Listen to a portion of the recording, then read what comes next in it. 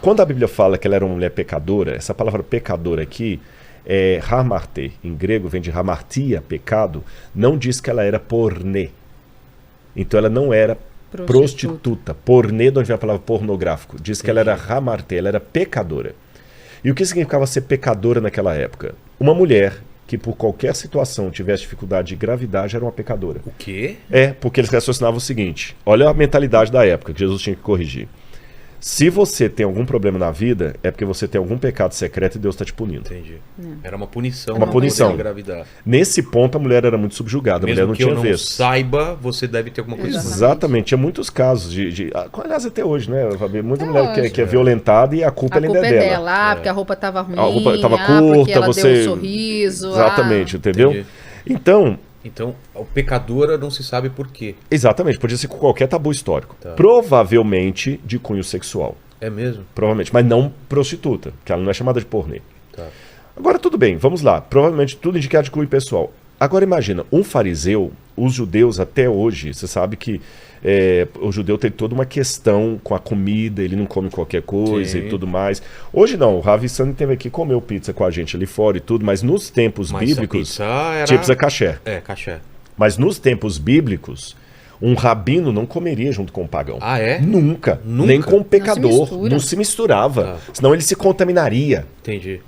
Se aquela mulher era pecadora e entrou na casa de um fariseu sem ninguém barrar, ela tinha ela intimidade tinha intimidade naquela casa. Certo. Você tá entendendo? Hoje, quando a gente chegou aqui, esqueci Fabi. a A Fabi, Fabi. né? Eu sou a Xará. É minha xará. A Fabi falou assim, Rodrigo pode ficar à vontade, o Rodrigo já é da casa e tudo mais e tudo. Agora, Mas já ela tô não mais me deixaria acostumado. entrar, porque eu sou pra ela perguntar quem é você. Tá entendendo quem que é e tudo, deixa eu saber primeiro do que você é, não tem nome, não tem nada. Então Se ela já isso entrou, denota que tinha, então, uma intimidade. ela era, Conhecia. exatamente, ela era daquela casa. E as pessoas conheciam ela E as naquela pessoas casa. conheciam, porque ninguém impediu de entrar. Tá. Segunda coisa, quando ela tocou em Jesus, se ela era pecadora, por que o próprio Simão não impediu, ou algum dos presentes? Outro detalhe, o Simão, ele não a repreendeu em momento algum, ele ficou calado e pensou com seus botões. Se esse homem fosse profeta, ele saberia que a mulher que está tocando nele é pecadora. Peraí, vamos parar aqui. Todo mundo sabe que a Titiolina era prostituta da Itália lá. Sim. Todo mundo sabe. Candidata, né? Acho que ela se tornou depois deputada. Se não me engano, né? Foi política. Eu não preciso ser profeta para saber disso. Todo mundo sabe. É senso comum. Senso comum. Todo mundo sabe. Se ela era uma prostituta, como a tradição erroneamente coloca, uma mulher de programa, todo mundo saberia. Exato. Talvez Seria até público. o próprio Jesus, seria público. Não precisava de ser profeta. Você tá entendendo? Mesmo porque as vilas eram pequenas, As vilas todo mundo pequenas, se todo mundo conhecia conhecia. todo mundo. Então chegou uma mulher que é prostituta.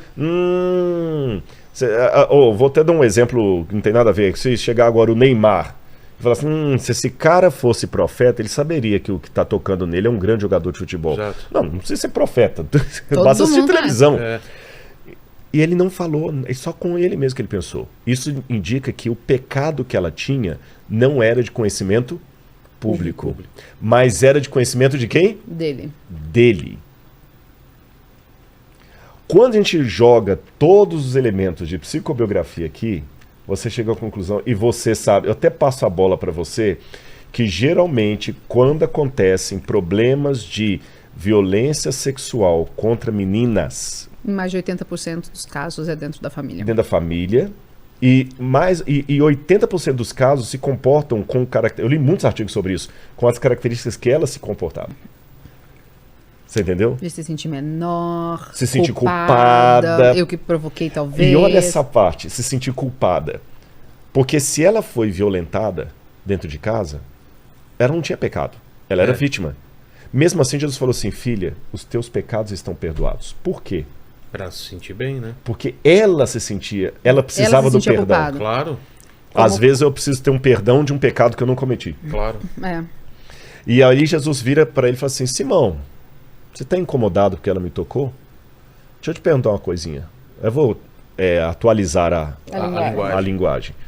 Um camarada devia pro patrão dele R$2.000. O outro devia R$400.000. O patrão ficou com dó dos dois, que estavam apertados, e perdoou a dívida dos dois. Qual era o mais grato? Lógico que eu devia 400 mil reais. Ele ia perder a casa. Né? Ele falou, pois é. Ela teve a dívida maior perdoada, por isso que ela está grata a mim. E você ainda não teve a sua dívida perdoada, que você acha que é pequeno o seu pecado.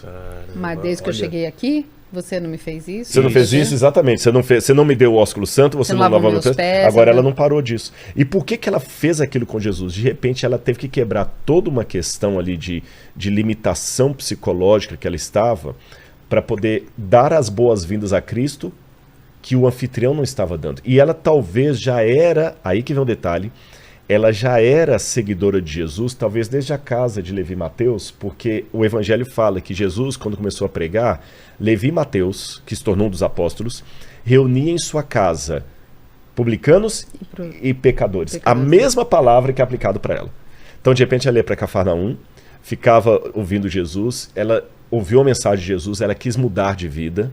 Só que aí eu termino com essa parte que no capítulo 8 fala assim: aconteceu depois disso, depois desse episódio, que Jesus andava de cidade em cidade, de aldeia em aldeia, pregando e anunciando o evangelho do reino.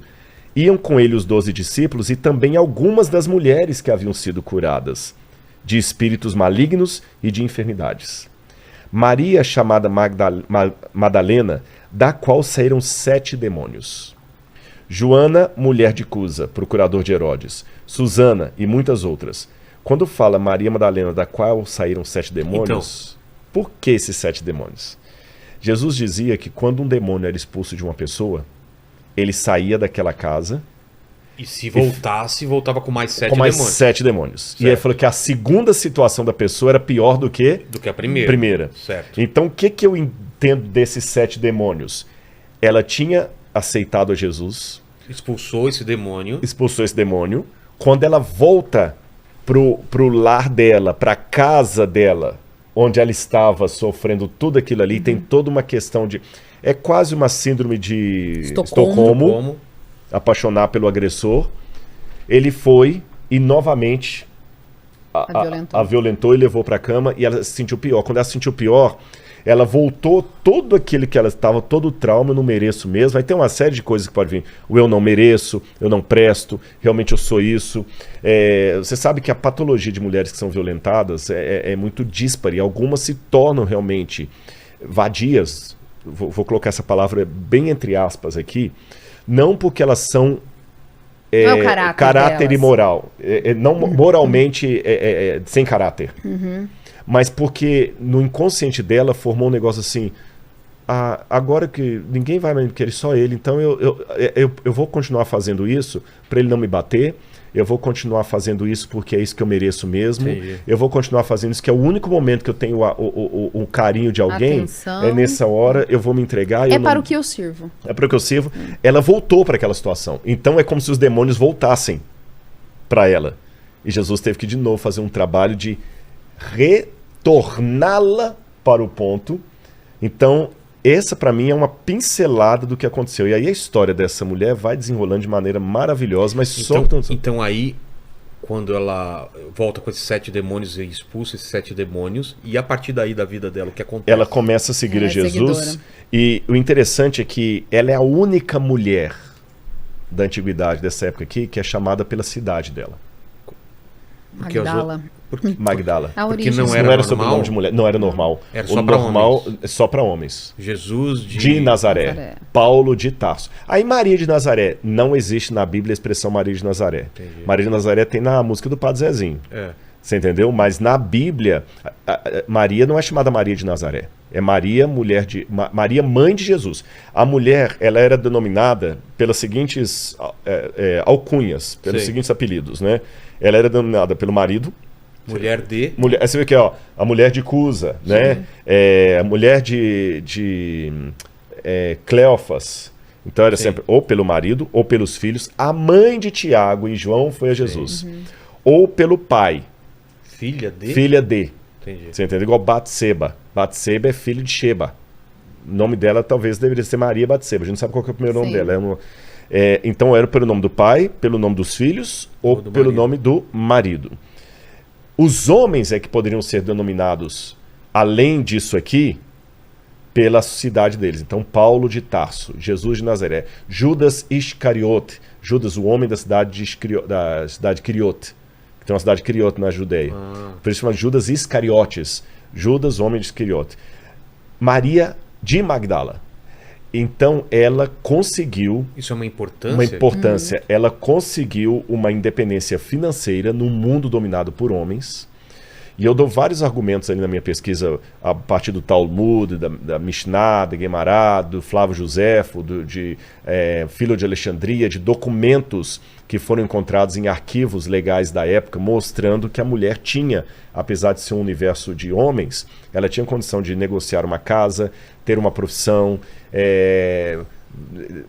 participar de uma assembleia de negociação, comprar coisas, ter dinheiro.